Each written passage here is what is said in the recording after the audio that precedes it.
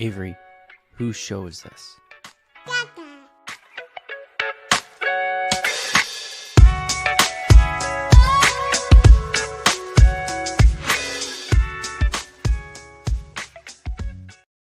And we're live. Welcome, everybody, here to the Lakers Lounge podcast. I'm Anthony Irwin, Senior Lakers Insider for Clutch Points. And today on the show, we got to talk about Brad Beal. Brad Beal finally got the buyout he's been hoping for, he's been waiting for, that we've all been waiting for. To be completely honest, I'm happy that this is finally done. And I think a lot of teams are finally going to start moving on anyway. Or now are going to finally start moving on.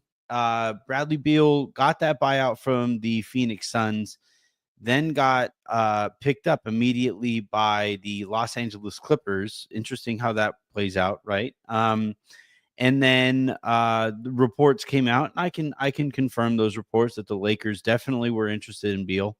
Definitely had plenty of talks with Beal's representation and his camp. But that I can also report that the Lakers never really stood much of a chance.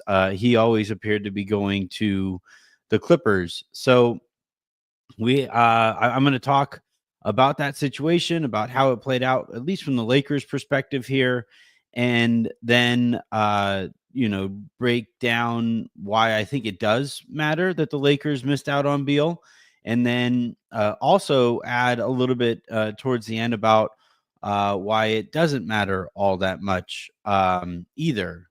The nuance, I guess. And then we'll also talk. I had a report drop just now about LeBron and the Lakers relationship and the stuff I heard there in Vegas on that front. The takeaway I was hoping for everybody to get from that was that LeBron James, not only is it expected for him to be a Laker at the beginning of the season and then play out the rest of the season as a Laker, but also heard plenty of noise that most people just expect him to retire a Laker as well. Rather than that be the takeaway right now, my mentions are a tire fire because because of the aggregation indicating that LeBron has been, and his camp has been, frustrated with the Lakers because of their lack of direction since the Russell Westbrook trade. All of that is true. I was just, a little annoyed that a piece about the Lakers and LeBron kind of sticking together is now being engulfed in flames by way of a Russell Westbrook aggregation. So we'll talk about the LeBron aspect of this as well. Also have a piece dropping a little bit later for Clutch Points again about the topic that everybody actually wanted to talk about in Vegas, which is what everybody is going to start doing in their pursuit of Giannis and Jokic and Doncic. So I won't talk about that one as much because I've talked about the whole Giannis plan here so much recently. The Beal thing is the top thing that we need to talk about. There's a bunch of angles to it that we have to get to. So we'll start with that. We'll talk about the LeBron thing, and then we'll see where we're at time-wise. A quick reminder, please do hit that subscribe button wherever it is that you guys are watching right now. So if you're on Twitter, you can follow me at Anthony Irwin LA. Also, if you're on Twitter, head on over to youtube.com/@LakersLounge and hit that subscribe button there. If you guys are on YouTube already, hit that subscribe button. If you haven't already, turn on your notifications if you want to as well for whenever we go live this time of year. And then also hit that like button. That like button turns out really, really helps us. So the more of those that we get, the better. And then if you guys are listening to this, and as always, the plan is to grab the audio from this, put it on the YouTube feed in the full form first, and then I'll put the parts 1 and part 2 on the feed a little bit later tonight, and then as well as narrating the pieces that that went up today for Clutch Points as well. That's all on the RSS feed, which you can find everywhere that you get your podcasts, and hopefully, preferably, on Odyssey. All right, let's go ahead and get started talking about Brad Brad Beal. Brad $1 billion Beals. So the Beal thing has been interesting because I have remained skeptical all the way up until the very, very end that he would actually get bought out because it involved giving up so much money. And it turns out that he waited to give up that money until he got a balloon payment of basically the amount that he gave up. Now it doesn't mean that he still didn't give up that money, but he waited for himself to get that big check today. Then finally gave the okay, and then also obviously had the deal in place with the Clippers, which surely no tampering involved there. But I had always been kind of wondering about Beal and all that stuff, and the reason I always worried about it or wondered about it, never really worried about it, was that I just never really believed this dude would like give up money. Cause look, I'm not saying this is a bad thing. I'm not saying it's a good thing. I'm just saying it is a thing. But there are some players whose top priority isn't to win a championship. There are some players out there who have played in the NBA over the years, and their top priority has been maximizing their earning potential, maximizing their comfort of living and all that stuff. And Beal is one of those guys that tends to care about the situation he's in and most specifically the financial situation he's in. He tends to value that above what gives him the best chance at winning a championship. And I'm not knocking it, I'm not judging it, I am just saying that it is what it is. And so as a result of that, I always thought that Bill would go to the place that would pay him the most right away. And it seems like everybody was right in that $5-ish million range for Beal. He got a player option for the second year with this agreement with the Clippers, which I think matters. We'll talk about the Lakers missing out on Beal, and why I'm not as upset over it as some I've seen online. But it is always going to matter when the Lakers are in on a free agent and don't get that free agent. If the Lakers are basically banking on their ability to provide the best situation or provide the best opportunities to these free agents, especially in a year or so from now when we start really having those Giannis and Jokic type conversations. Going into those situations, having just lost out on Bradley Beal to the Clippers, stings a little bit, makes you a little nervous. It's kind of like how nervous you get when if you're riding a bike and you fall and you're getting ready to take that jump again, that like iffy feeling that you get right before you take that jump for the second time after you fall, that makes you feel a certain way, right? So um yeah, the reason I would start with this quote unquote mattering is because the Lakers could have paid Beal roughly the same amount that the Clippers did. They definitely wanted him, which it'd be one thing if the reports after this or the stuff that I heard after this were, well, they were in on it, they checked in on him, but he's not really the kind of player that they're looking for. It matters that Beal was apparently the player they're looking for. Now, Rob Pelinka is always going to look for the most talented. He always is going to value offense over defense. And in this case, Bradley Beal was easily the most talented, especially offensive player on the market. And, he would have been great value on the amount of money that he would have been paid this year by the Lakers. And it's also kind of noteworthy that the Lakers were talking to Beal as much as they were without having created the roster spots. That seems a little interesting. We'll talk about that here in a bit. But yeah, I think if you combine the fact that the Lakers went after Beal at all in the first place with the fact that they didn't get him and he picked the Clippers over the Lakers, those developments are gonna sting a little bit. They should sting a little bit. Those are the kinds of the kinds of developments that should make the Lakers kind of wonder, all right, what are we doing here? Not just from a standpoint of, Beal choosing the Clippers over the Lakers and, wondering like what went wrong there. But I think more importantly, the interest in Beal is, when they have such clear needs elsewhere, um, that's what makes me kind of wonder, like, what's going on there?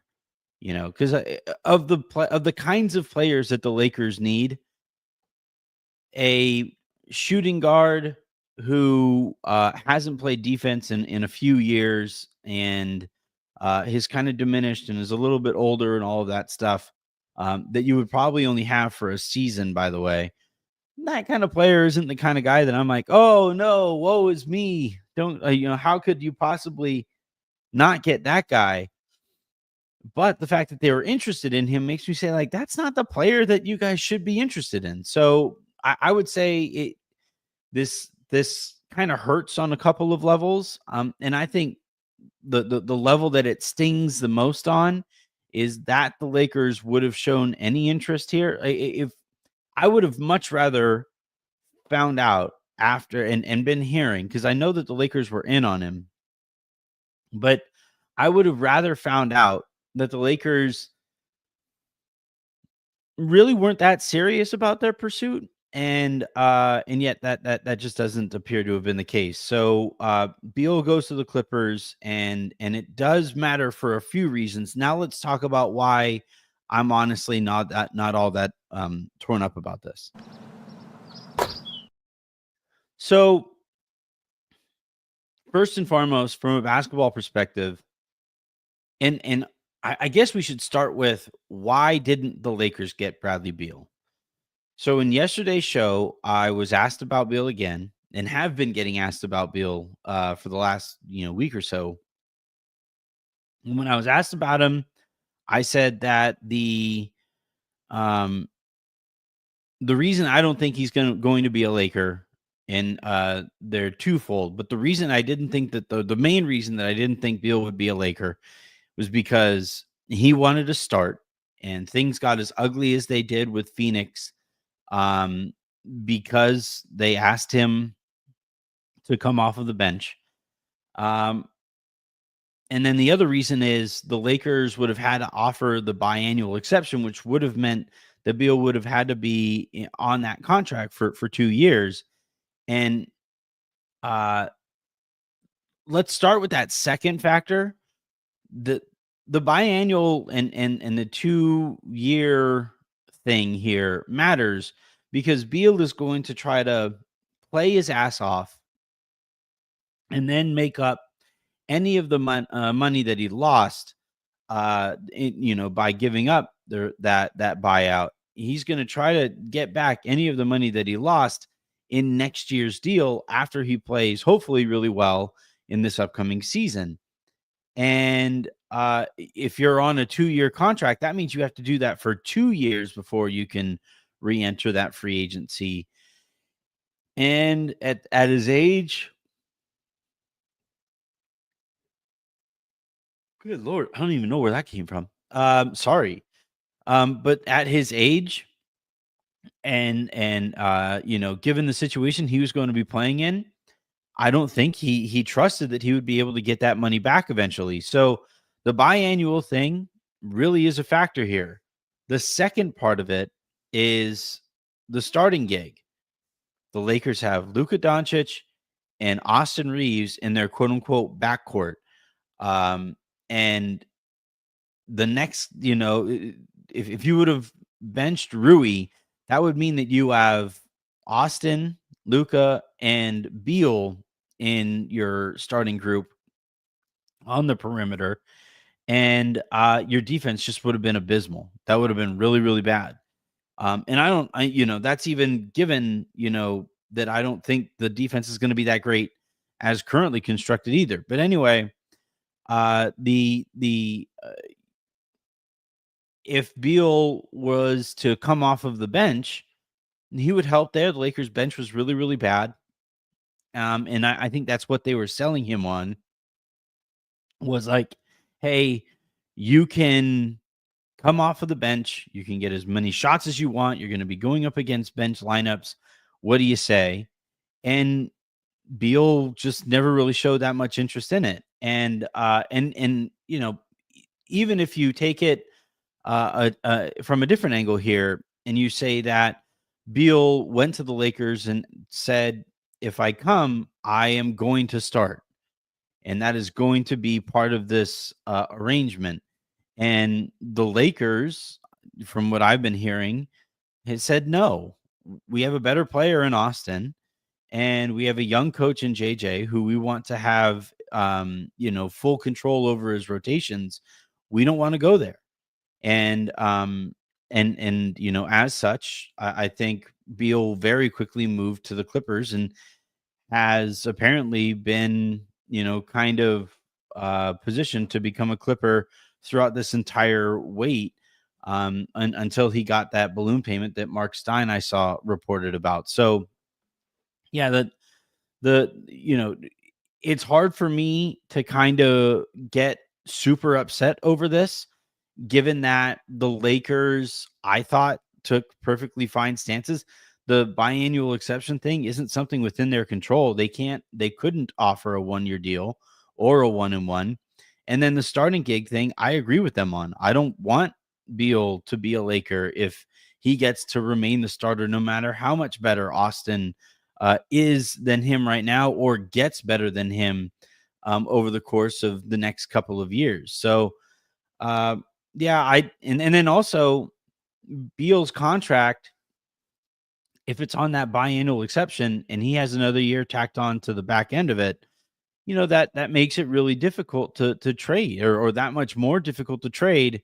And then you're kind of stuck into the same situation that the Phoenix Suns were in. So why it doesn't matter all that much is that, well, for one, I'm not really a big Bradley Beal guy. I think he has a nice jumper. At various points in his career, I would have said, yeah, this dude is a really fun player. But also now at this stage of his career, having seen what he was like in Phoenix and how kind of okay he seemed to be with that situation just being really bad. Man, what the hell? I here's my thing. It's probably not like it probably isn't a good sign that I'm talking about this guy, and while I'm talking about it, I can't stop yawning because I just find the whole Beal epic, or whatever, like the whole this whole stupid waiting game that we've had to play with him simply because he wanted to wait to get a check. Like it's not like he was sitting there waiting on pins and needles for this money. He's doing perfectly fine. He's made a ton of money. And it just really kind of screams to me that, like, his priority, especially at this stage of his career, is to maximize his earnings. And he thinks the best path to maximizing his earnings is by starting for the Clippers on a 1-and-1 deal. So if that's his, like, normally free agents who have made the amounts of money that Bradley Beal have and are already banking a ton of money this upcoming season, normally the take there, or the angle from those guys, is, yeah, I'll play a little bit lesser role, I'll make a little bit less money, and I want to, especially if they haven't won a championship yet, or I don't think even really gotten close. If you're a veteran in that spot, normally they say, no, I'll do whatever I can to give myself the best opportunity at winning a championship. But in this case, Bradley Beal was kind of like, I want to start. I want to get as many jumpers as it's going to take to get me back to the earning potential that I had, or as close to that earning potential as I can get. Yeah, I don't know. I'd just rather be a Clipper. And like even this is this is gonna be really dismissive, but I don't know, any player that chooses the Clippers over the Lakers, I find myself saying, all right, good luck. We've seen how it went with Kawhi in the Clippers. We've seen how it went with Paul George in the Clippers. I all right, vaya con Dios. Like that's you want to play with little brother, go play with little brother. And I don't know. I'm not sitting here, um, you know, crying into my pillow over Bradley Beal, almost in no small part because he chose the Clippers. Anybody who would like choose to be a Clipper over an opportunity with the Lakers for roughly the same amount of money, especially if the separating factor is I don't even want to compete for the starting gig. I want that starting gig walking into the building. I'm good, man. I I'm all right. Now, kind of moving on, and what this means is hopefully it means the Lakers are going to start doing stuff again. The fact that the Lakers were in on Beal would indicate to me that they are ready to open up roster spots and open up cap space or biannual exception space. So I think that would be the first thing that they're going to start by doing. I'm recording this on July 16th, which means they now have 4 days to make a decision on Shake Milton. And I think ideally they would trade him as part of a deal to both open up those roster spots and open up a little bit more financial help. And then kind of move on from there. But it does indicate to me the fact that they were even in on Beal without having the roster spots and all that stuff, that they are planning to open up those roster spots and they'll be in on some of these other guys. I saw people are asking for Malcolm Brogdon. I could see that to a certain extent. Al Horford's a warrior. So unless something really, really, goes really poorly in the Kuminga sweepstakes, it would appear that Horford is going to be a warrior, and he's like basically waiting to see what kind of contract he can sign based on the kind of contract that Jonathan Kuminga signs. So yeah, I with what the Lakers do now, I would say it all just kind of comes down to, as we talked about last night, Shake Milton.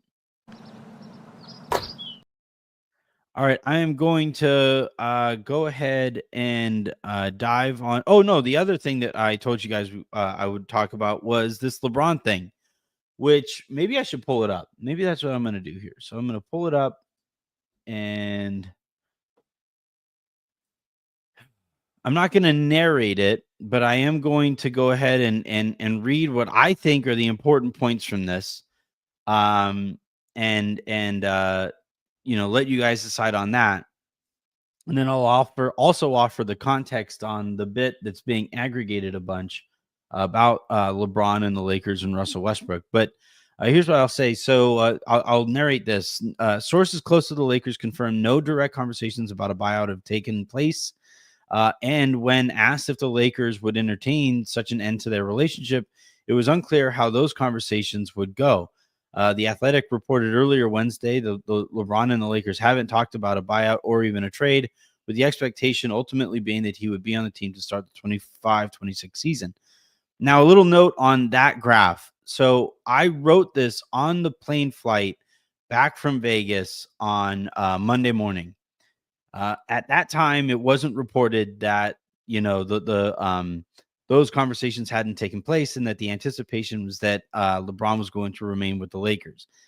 Now, when I got back from Vegas, my parents have been in town. I've been enjoying time with my family, and I just had a bunch of shit that I had to do, and I wasn't. This is the time of year where all of us in this industry are kind of all looking at our situations, and we're having a ton of conversations and meetings and stuff. And so I just didn't get around to copy and pasting this article from my notes app on my phone into the Clutch Sports WordPress page.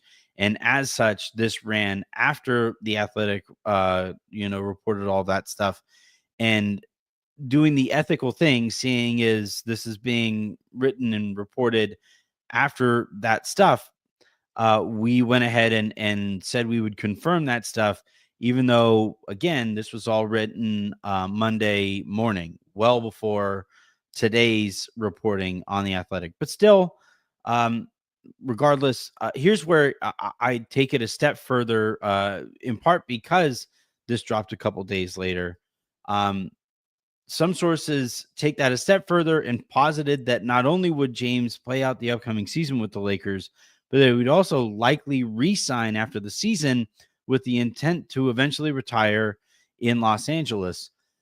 And that's obviously if he does decide to play another year behind or after this one. So the that's, I thought, the most noteworthy and newsworthy bit there is that, like, not only is LeBron not going anywhere this year, but it's also likely that he's going to retire a Laker either, after this season or whenever he does finally hang up those Nikes. Now, I wrote a little graph on in this article about some of the frustrations here. And it has now come up and it's making the rounds around the internet. And yeah, it's annoying how this plays out, but regardless, where is it? So okay, so here's what I wrote. Frankly, this relationship isn't in the best place. It's also mid-July with plenty of time to turn things around. Lakers officials are pretty tired of the incessant passive-aggressive jabs. And then on LeBron's, on James's side, there's real frustration over the Lakers' lack of direction since the Russell Westbrook trade. This whole thing has become pretty awkward. Yet the reality is they're both better off with each other. There is no trade the Lakers would make that would give James a better place at a title than he has playing with Doncic.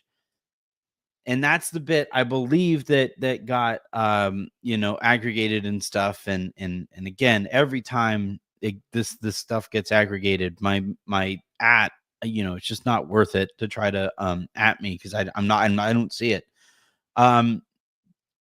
So yeah, I would probably say that after all of this, I think where we stand currently, and by the way, it wouldn't surprise me if the Lakers pursued Bradley Beal as heavily as they did in an effort to kind of get back onto the same page with LeBron.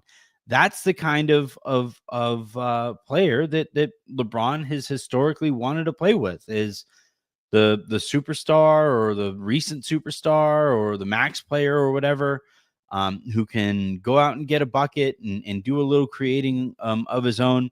LeBron likes those kinds of guys too.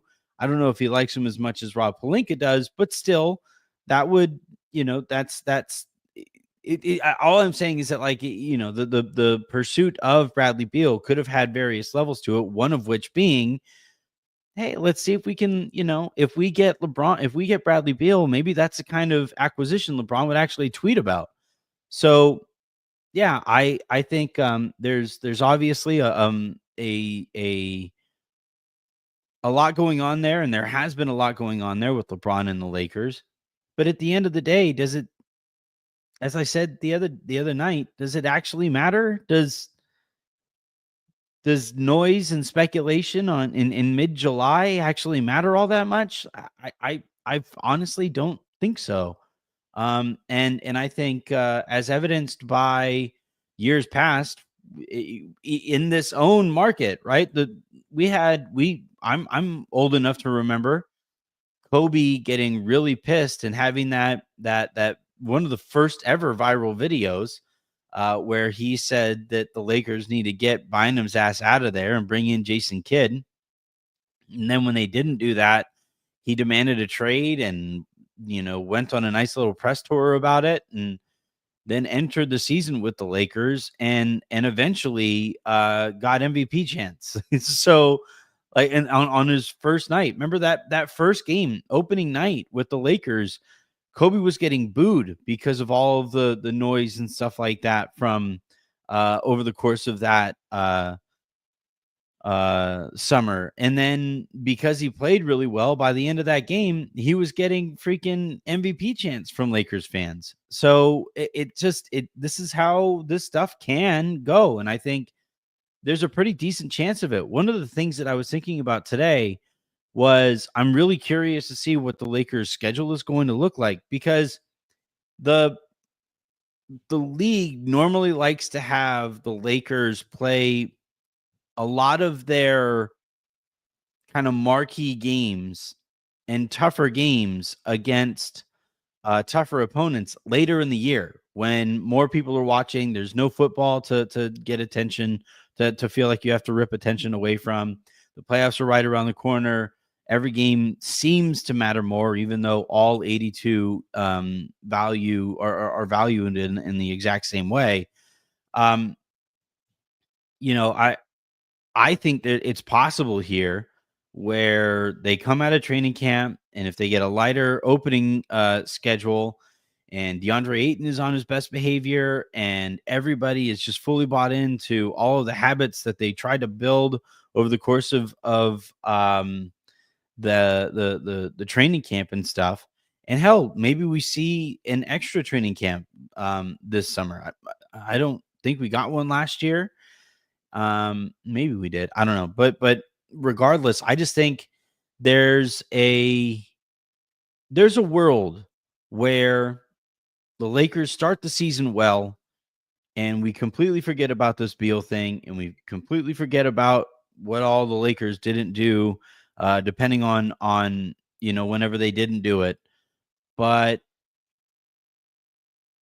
if you go through, if you come out of the opening slate of this schedule looking pretty good, and LeBron starts looking at this roster going like, huh, well, maybe it's not that much. And Rob Pelinka starts looking at this roster and going, huh, maybe he doesn't need that much to jump into the top tier in the West. Then I could see that happening.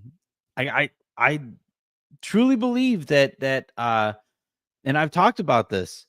That roster, going into the playoffs was such a farce with Jackson starting at center that it's like, how do you even analyze that series, especially against that specific, front court and front line and overall roster? Uh, JJ Redick was a rookie coach at the time, and I thought got completely outcoached in that series, and then didn't handle criticism very well after that series and throughout that series.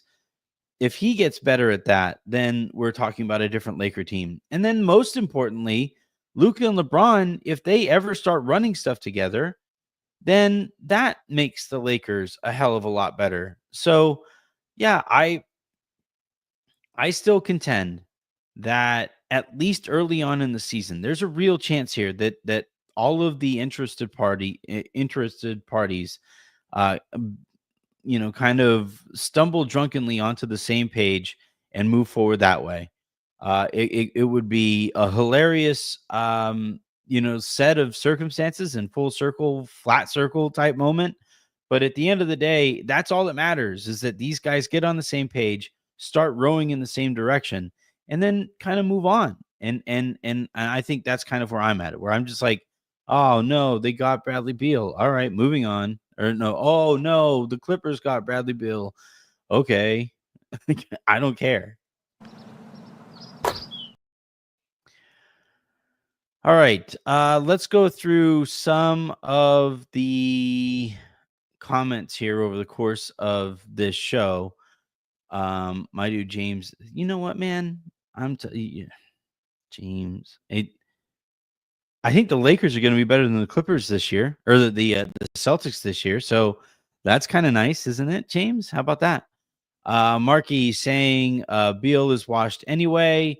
Mike Jones, can we stop the West is way better than the East nonsense? Had it not been for injuries to the Celtics and Indy, they would have won 3 of the last 4. Oh, championships? okay, but like they didn't.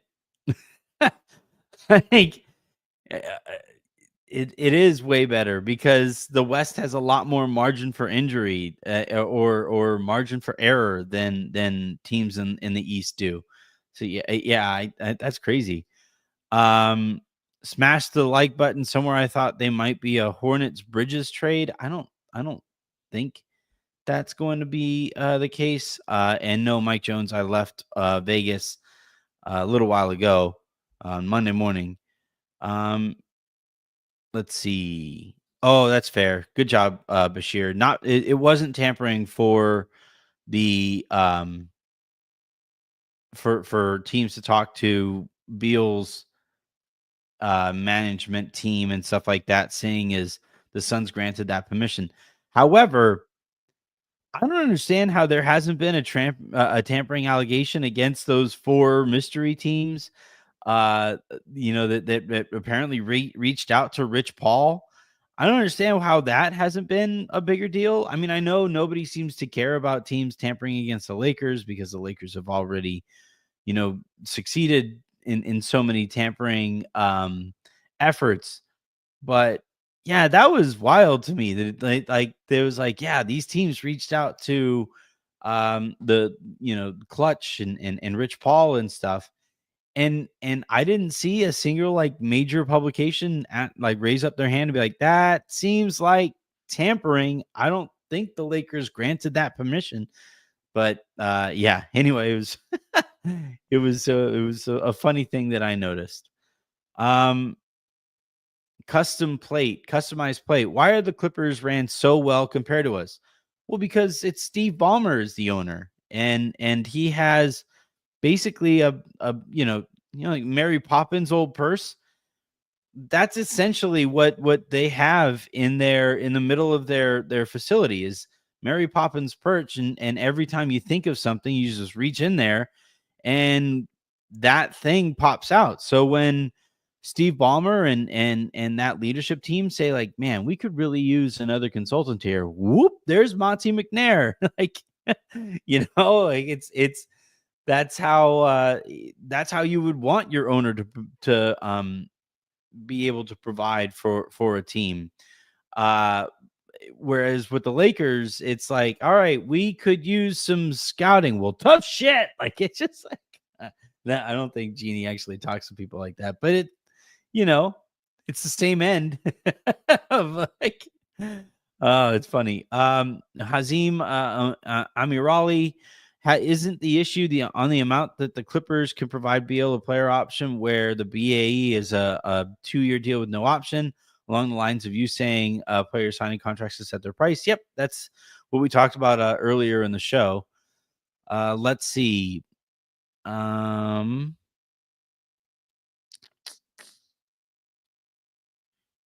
Yeah, I think this is an interesting point here.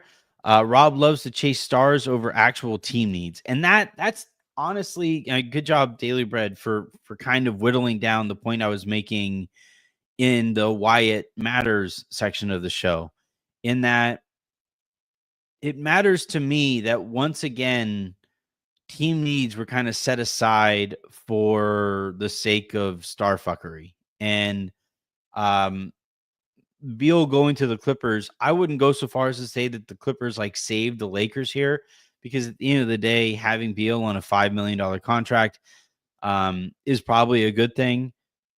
But pursuing him, Beal, when you have such clear needs elsewhere, I don't know. I don't necessarily love that.